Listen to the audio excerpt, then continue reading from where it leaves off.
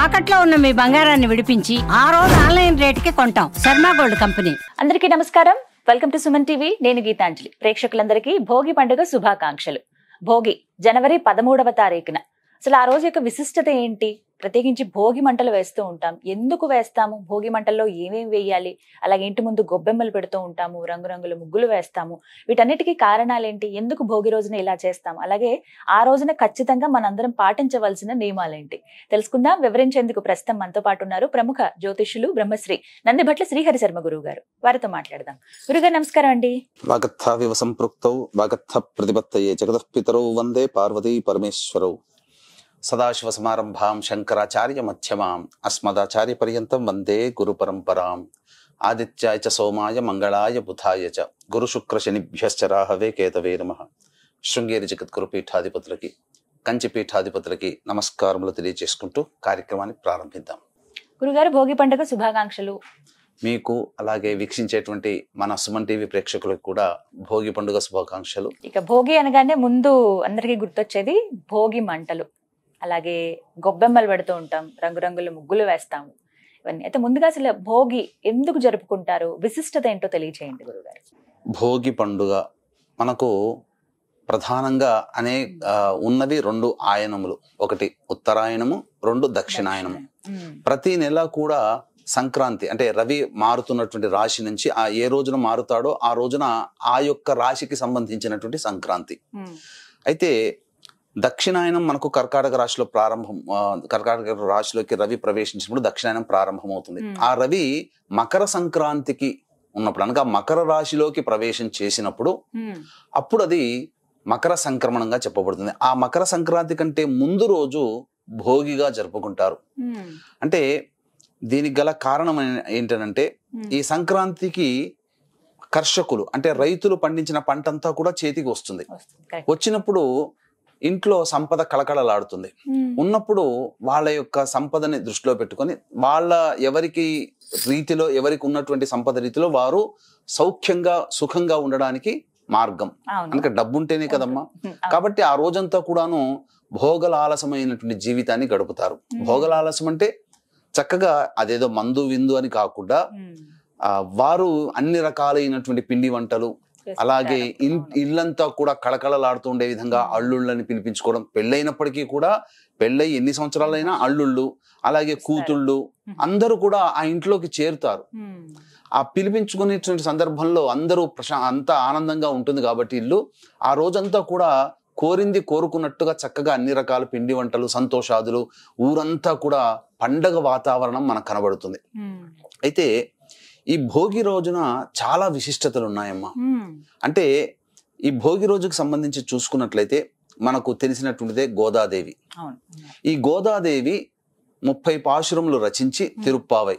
మీరు 30 పాశురములు రచించి శ్రీరంగనాథుని యొక్క ఆజ్ఞ మేరకు విష్ణు చిత్తుడి కలలోకి వచ్చిన విధంగా ఆ యొక్క గోదాదేవిని శ్రీరంగానికి తీసుకుని వెళతారు. అక్కడ ఆ భోగి రోజుననే అమ్మవారు వివాహం ఆడడం, ఐక్యం అవ్వడం అన్ని జరిగిపోయాయి.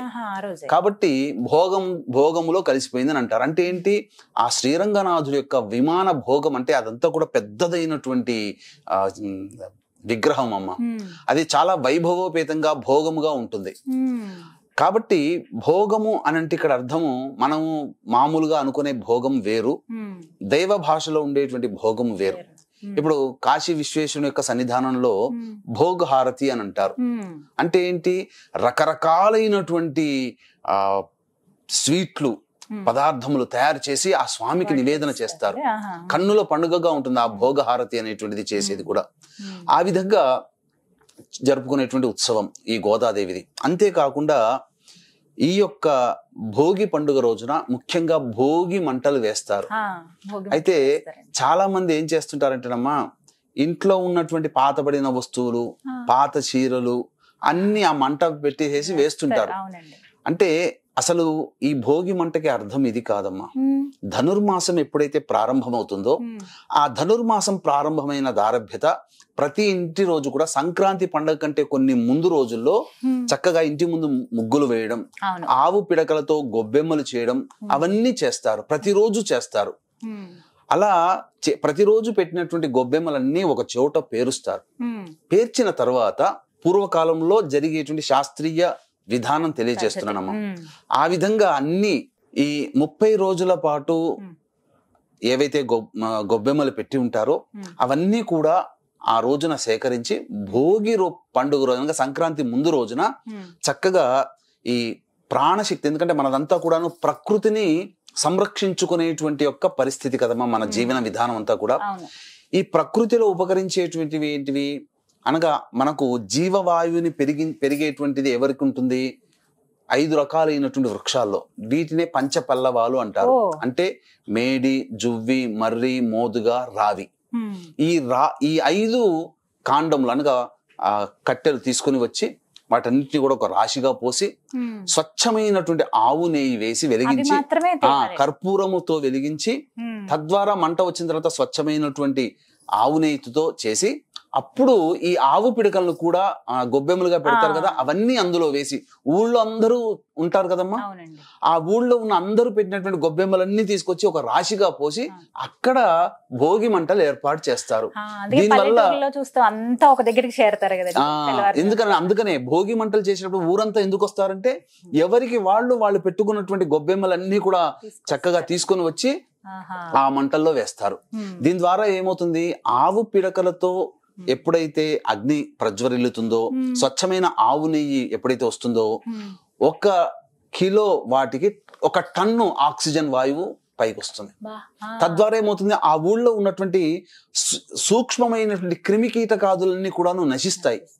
ఇప్పుడు ఎందుకు ఈ భోగి మంట ఏర్పాటు చేశారు అని అంటే, ఇదంతా కూడా చాలా చల్లటి వాతావరణం కదా, ప్రతి ఊళ్ళో కూడా పొగ మంచు ఉంటుంది, చలి తీవ్రత ఎక్కువగా ఉంటుంది, సూక్ష్మ క్రిముల యొక్క సంచారం ఎక్కువగా ఉంటుంది, వైరస్ ప్రభావం ఉంటుందని మన పురాతన శాస్త్రవేజ్ఞులు అంటే మహర్షులే ఇటువంటి నియమాన్ని పెట్టడం ద్వారా ఏ ఊళ్ళో ఏ ఊరికి ఆ ఊరి వారు భోగి మంటలన్నీ వేసుకోవడం ద్వారా ఆ ఊళ్ళో ఉన్నటువంటి సూక్ష్మ క్రిములన్నీ కూడా నశించిపోతాయి. వాటిని పీల్చినటువంటి మానవులకి కూడా శ్వాసకోశ సంబంధమైనవి పోతాయి. కానీ ఇప్పుడు మనం ఏం చేస్తున్నామమ్మా, అన్ని చేసేసి అసలు చేయడం తక్కువైపోయింది. ఒకవేళ చేసిన పాత కుర్చీలు, పాత పడ్డవి, మంచానికి మంచం కోళ్ళు, తర్వాత టైర్లు, ఇంట్లో సైకిల్ టైర్లు, బండ్ల టైర్, 2 వీలర్స్ టైర్లు ఉంటాయి కదమ్మా, ట్రాక్టర్ల టైర్లు పాత పడిపోయి ఉంటాయి, అవి తీసుకొచ్చేస్తున్నారు. అవి ఎక్కువ కాలం మంట ఉండాలి, అవి పూర్తిగా విషవాయువులు అయిపోయి ఇంకా అయిపోతుందమ్మా. ఈ రకమైనటువంటిది ఈ విధంగా చేస్తున్నారు. అసలు భోగి జరుపుకునేది ఈ విధంగా జరుపుకోవాలమ్మా. గురుగారు, పిల్లలకి భోగి పళ్ళు పోస్తారు కదండి, వీటికి ఏమైనా నియమం ఉంటుందా? ఏ సమయానికి పోయాలి, ఎంత వయసున్న పిల్లలకి పోయాలి? అంటే కొంతమంది బేసి సంఖ్య, సరి సంఖ్య ఇలా చూస్తూ ఉంటారు కదా, ఎలా పోయాలి? ఆ భోగి పళ్ళలో పోసేటప్పుడు ఏమేమి ఉండాలి, ఇవి చెప్పండి. ఈ భోగి పళ్ళు పిల్లలకి పోసేటప్పుడమ్మా చాలా మంది 5 సంవత్సరాల లోపల అంటారు, కానీ 10 సంవత్సరాల వరకు కూడాను బాలురే. 10-11 సంవత్సరాల వరకు చక్కగా. దీంట్లో ఈ భోగి పళ్ళు పోయడంలోకి అంతరార్థం ఏంటంటే, సూర్యునిలో ఉన్నటువంటి శక్తిని బదరికా పండు అంటే రేగి పండు గ్రహిస్తుంది. అలాగే అందులో అసలు మనకు శాస్త్రం ప్రకారం చెప్పబడిందంటే బియ్యము, రేగి పళ్ళు, రాగి పైసలు, లేకపోతే ఇప్పుడు ఉన్నటువంటి మామూలు పైసలైనా పెట్టవచ్చు. అవన్నీ కలిపి ఆ యొక్క బాలులందరినీ కూడాను చక్కగా స్నానం ఆచరింపచేసి చక్కటి వస్త్రములు ధరింపచేసి వరసగా కూర్చోబెట్టి వాళ్ళకి దిష్టి తీస్తున్నట్టుగా ఈ విధంగా 3 సార్లు తల మీద చుట్టు తిప్పి ఆ యొక్క భోగి పళ్ళని వాళ్ళ యొక్క బ్రహ్మరంధ్రము మీద పడాటట్టుగా వేయాలి. ఎక్కడో ఇక్కడోనో లేకపోతే మొహం మీదనో కాకుండా బ్రహ్మరంధ్రము మీద పడాలి. ఎందుకనంటే ఈ బ్రహ్మరంధ్రం అంటే సూర్యునిలో ఉన్నటువంటి శక్తిని అంతా కూడా ఆకర్షించుకునేది ఒక బదిలీ పండు. కాబట్టి ఆ రేగి పండులో ఉన్నటువంటి సూర్యుని శక్తి ఈ యొక్క పిల్లల్లో ఉన్నటువంటి బ్రహ్మరంధ్రం మీద ఎప్పుడైతే పడుతుందో రాగికి కూడాను ఆ వేడిని గ్రహించే శక్తి ఉంటుంది రాగి పైసలకి. అందుకని సూర్యశక్తిలో ఉన్నటువంటి శక్తిని గ్రహిస్తుంది బియ్యము. ఇవన్నీ వేయడం ద్వారా లక్ష్మీనారాయణుడి యొక్క దివ్య అనుగ్రహం కలుగుతుంది. సూర్యనారాయణుడి యొక్క శక్తి అనగా సూర్యుడి యొక్క శక్తి ఆ రేగి పండ్లలో ఉన్నటువంటి దాగి ఉన్న శక్తి బ్రహ్మరంధ్రాన్ని ఎప్పుడైతే టచ్ చేస్తుందో అక్కడ కొంత విద్యుత్ సంఘటన జరుగుతుంది. తద్వారా బ్రహ్మరంధ్రంలో జీవము ప్రేరేపితమవుతుంది. తద్వారా వాళ్ళు జ్ఞానవంతులు అవుతారు. పూర్వకాలంలో వాళ్ళు పెట్టినటువంటి ఆచారంలో ఉన్నటువంటి విశిష్టత ఇదేనమ్మా. పిల్లలందరూ కూడా ఈ కాలంలో ఆటిజం భావాలు కానీ మానసిక లోపాలతో ఉంటుంటారు. ఇవన్నీ కూడాను ఈ చిన్న ప్రక్రియ చేయడం ద్వారా పిల్లలకి అవి రాకుండా మనం కాపాడుకోగలిగిన వాళ్ళం అవుతాం. అంటే మన కంటికి కనిపిస్తుందా అని అంటారు. మరి ఇప్పుడు ఎవరో కనిపెట్టినటువంటి విద్యుత్ శక్తిని మనం కంటితో చూస్తున్నామా? మనకు టవర్లు కనబడితే టవర్లలో ఏమన్నా కరెంట్ ఉంటుందా? పాస్ అవుతుంది. అలాగే ఆ రేగి పండ్లలో ఉండేటువంటి విద్యుత్ శక్తి, ఆ సూర్యుని శక్తిని మనం చూడలేము. కానీ శరీరంలో ఉన్నటువంటి పిల్లల యొక్క బ్రహ్మరంధ్రం గుండా ప్రవేశించేసి ఆ సూర్యశక్తి లోపలికి ప్రవేశించి వాళ్ళు జ్ఞానవంతులు అవుతారు, తెలివి కళ్ళ వాళ్ళు అవుతారు, గొప్పగా ఏదైనా అపమృత్యు భయ దోషాలు పిల్లలకి తొలగిపోతాయి. ఆ అంతరార్థంగా పెట్టారు. దానికి ఇంత అంటూ పరిమాణం ఏమీ లేదమ్మా. 10 సంవత్సరాల లోపల ఉన్నటువంటి పిల్లలందరినీ కూడా ఏ ఏడైనా పర్లేదు, అటువంటిది ఏం లేదమ్మా. చిన్న పిల్లలు, సంవత్సరం పిల్లలకే మామూలుగా చూస్తూ చాలా జాగ్రత్తగా పోయాలి. ఎందుకంటే ఇంకా బ్రహ్మరంధ్రం మూసుకుపోదు. సంవత్సరం దాటిన తర్వాత సంవత్సరంన్నరకి మూసుకుపోతుంది. అప్పుడు చేయవచ్చు, అదేమి ఇబ్బంది లేదమ్మా. 10 సంవత్సరాల లోపు పిల్లలందరికీ కూడా చేయొచ్చు. ముఖ్యంగా ఉండదు. కొంతమంది చెరుకు ముక్కలు ఇవన్నీ కూడా వేస్తారు. ఇది అలవాట్లో భాగం. ఎందుకంటే చెరుకు పంటగా తీసుకొని వస్తారు కాబట్టి చిన్న చిన్న ముక్కలు కోసి వేస్తారు అంతే తప్ప అదేమి శాస్త్ర ప్రకారం అయితే కాదు. మాత్రం రేగి పళ్ళు, రాగి నాణాలు, లేకుంటే మామూలు నాణ్యం. రాగి నాణం ఎందుకంటే ఆ కాలంలో లక్ష్మి అంటే రాగి నాణమే కదమ్మా. ఇప్పుడు రూపాయలు పైసలు అవి. అలాగే బియ్యం, పసుపు కలిపిన బియ్యం అండి, మామూలు బియ్యం అమ్మా. ఇంకా ఏమైనా నియమాలు ఉంటాయండి పూజలకు సంబంధించి? ఆ రోజున భోగి పండుగ రోజున మనకేం చెప్పబడి ఉందంటేనమ్మా, ఇంద్రుని యొక్క ఆరాధన చేయమంది. వీక్షించేటువంటి మన సుమన్ టీవీ ప్రేక్షకుల్లో అందరూ కూడా సిటీలో ఉండరు కదా, పల్లెటూళ్ళలో కూడా ఉంటారు. ఆ రోజున ఇంద్రుని యొక్క ఆరాధన చేయడం చాలా విశేషం. ఇంద్రుని మారుగా విష్ణుమూర్తిని లేదా కృష్ణుని ఆరాధన చేస్తే చాలా విశేషం అమ్మా. ఎందుకంటే ఇంద్రుడి గర్వభంగాన్ని అణచిన వాడు కృష్ణుడు, గోవర్ధన పర్వతం ఎత్తి. అలాగే ఈ యొక్క పాతాళ లోకానికి అణచబడినటువంటి, అనగా పాతాళ లోకానికి రాజుగా చేశారు కదా విష్ణుడు వామనావతారం ఎత్తి బలిచక్రవర్తిని. ఆ బలిచక్రవర్తి కోరుకుంటాడట, నేను ఈ యొక్క సంబంధించినటువంటి కొన్ని రోజులు నేను పరిపాలన చేయాలని అన్నప్పుడు వామనుడు అనగా విష్ణుదేవుడు అనుగ్రహిస్తాడు. భోగి రోజున, సంక్రాంతి రోజున, కనుమ రోజున ఈ 3 రోజులు భూలోకానికి వచ్చి నీవు ఈ భూలోకానికి చక్రవర్తిగా ఉండు అని చెప్పడం. అందుకనే పాతాళ లోకం నుంచి భోగికి, సంక్రాంతికి 3 రోజులు కూడాను బలి చక్రవర్తి నామాన్ని 3 సార్లు బలి బలి బలి అని తలిచినా చాలమ్మా. ప్రతిరోజు ఆ 3 రోజులు తలిచినా చాలు. అంతేకాకుండా ఈ యొక్క సంబంధించినటువంటి భోగి పండుగ రోజున ముఖ్యముగా నువ్వులతో చేసినటువంటి పదార్థములు భుజించాలి, తినాలి ముఖ్యంగా. ఎందుకనంటే చలి తీవ్రత పెరుగుతుంది కాబట్టి అరిసెలు కానీ, చక్కిలాలు కానీ, ఇలాంటి కూడా నువ్వులతో చేస్తారు. బెల్లంతో చేసినటువంటి పదార్థములు అవి తినాలి. ఎందుకంటే శరీరం ఉష్ణోగ్రత పెరుగుతుంది, తద్వారా శరీరము నిలబడుతుంది.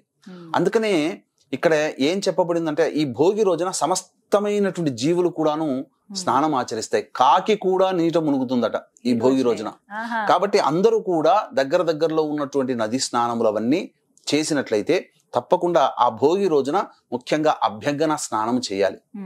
చక్కగా నువ్వుల నూనె రాసుకొని అభ్యంగన స్నానం చేయాలి ఆ రోజున. నీళ్ళు ఆ మంట దగ్గర కాచుకుంటారండి. అవునమ్మా, అలా అంటే భోగి మంట రోజున చేయకూడదు. అసలు భోగి మంట విశిష్టత మనం చెప్పుకున్నాం.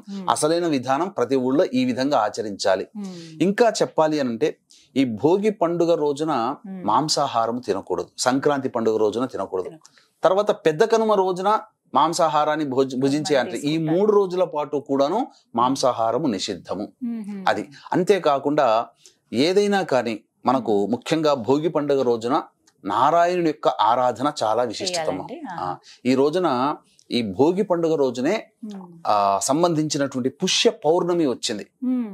ఈ పుష్య పౌర్ణమి సందర్భంగా భోగి పండుగతో వచ్చినటువంటి పౌర్ణమిలు చాలా తక్కువగా ఉన్నాయి.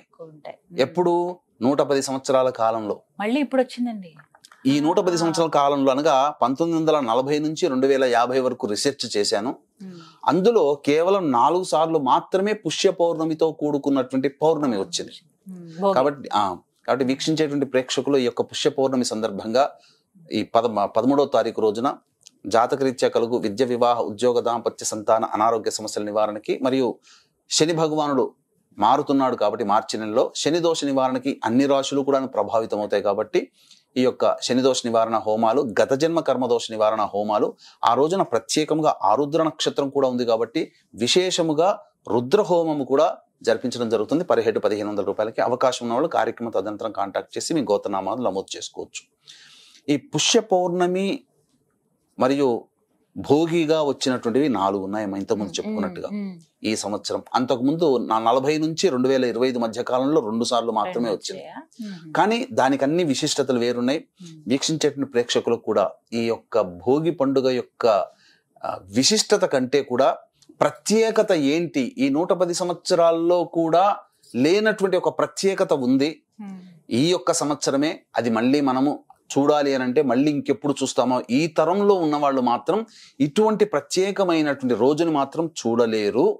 కాబట్టి అదేంటో మరి యొక్క వీడియోలో మీకు తెలియజేయడానికి ప్రయత్నం చేస్తాను. ఖచ్చితంగా వస్తుంది. మరి యొక్క వీడియో కోసం కూడా మీరు ఎదురు చూడండి. తప్పకుండా అత్యంత అరుదుగా అలభ్య పుణ్యతిథి అని అంటారు, అలభ్య పుణ్య యోగం అని అంటారు. 110 సంవత్సరాలలో ఒకే ఒక్కసారి ఇప్పుడు ఈ 2025 సంవత్సరంలో మనం జరుపుకునే పండుగ, దాని యొక్క ప్రత్యేకతని మరొక వీడియోలో మీ ముందుకు తీసుకొని వస్తాము. చాలా చక్కగా వివరించారు గురుగారు. ధన్యవాదాలండి. సర్వం శ్రీ ఉమామహేశ్వర పరబ్రహ్మార్పణమస్తు.